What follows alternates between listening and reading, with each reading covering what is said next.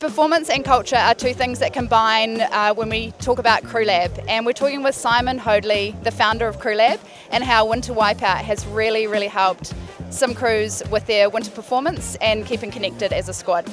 So I guess the history there, I was coaching at UCLA and COVID arrived, so rounded up a bunch of the captains and the presidents and the student leaders, and a lot of the tools that I'd been creating and the principles that they've been using, we tried to turn it into a software package and make it easier for coaches to be able to use it with their teams.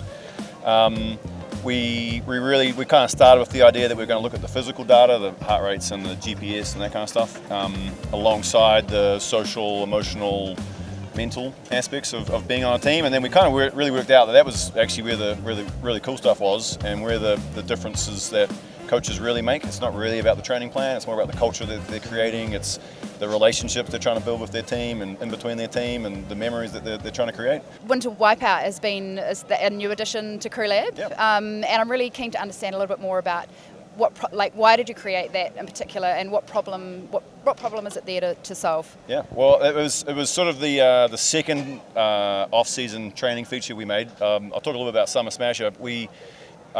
Summer over here in the US, that's when everyone goes home and everyone's on holiday, and it's hard to get everyone to train.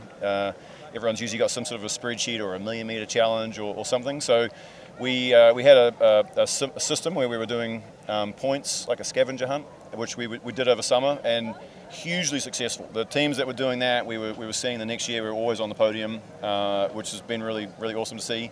And they were doing it in a way where basically it was sort of three key sort of things, is that you stayed connected with your team. You did some different exercise, so it wasn't just rowing or whatever your key sport was. You came back about as fit as the last time the coach saw you, and you were mentally recharged and ready to go for a full season.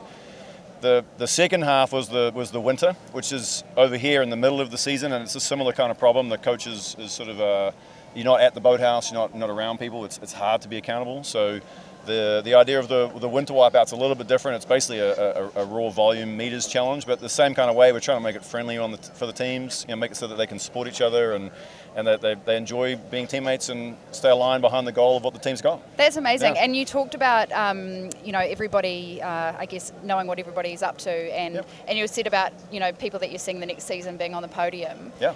What has been, apart from that, what's the uptake sort of been like, and have you seen that performance consistently increase with these squads? Yeah. And I think the thing that I'm probably more proud of is the idea that there's stronger team cultures, and we regularly talk to coaches. I'm head of the Charles here.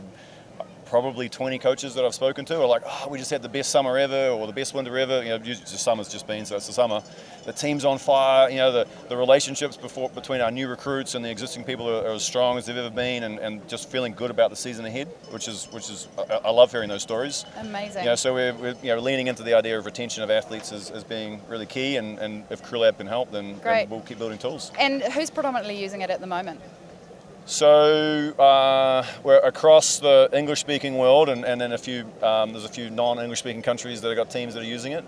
Predominantly rowing, predominantly the US. Obviously New Zealand's got tons of teams doing it, but yeah, all over the show really. It's been great. We're now in running and swimming as well, and there's a water polo team and a soccer team, and there's a bunch of other new sports in there that are trying it out, which Amazing. is really exciting. Rowing New Zealand are using CrewLAB. Do you want to explain a little bit about how that ties in with their training programs? Yeah, obviously proud Kiwi. So yeah, really pleased to be able to help the national teams and the young athletes coming through. The Jenny Charlton and the Pathways program have been sort of using it over the last couple of years, and sort of, I guess, a bit of a test scenario, and given us tons of really great feedback.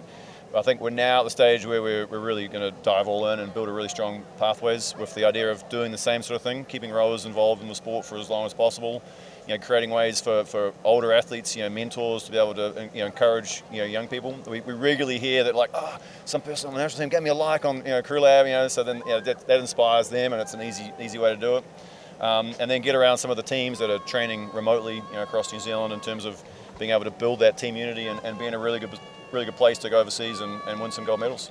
You've been up to something else today. I know you raced earlier on today. I did, yeah. Do you want to tell us a little bit about that? Yeah, it was a good race. I guess I tried to do this race 2 years ago, and I missed the qualifying standard, so I actually you created a CrewLAB group and tried to build a team of people around me with the lab cats, and yeah, I've been trying to train sort of regularly, build the consistency of doing it. So I'm much fitter than I was 2 years ago, but I was only in the boat like 4 times for training rows. So yeah, it was a great race today.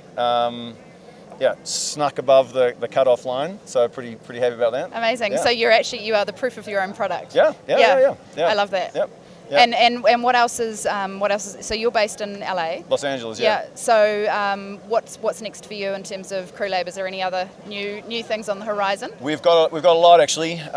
We have something called Supportal, which sounds like a Pokemon, but it's a supporter portal. So that's the parents are going to be able to, and donors and alumni and things like that are going to be able to get involved with the team.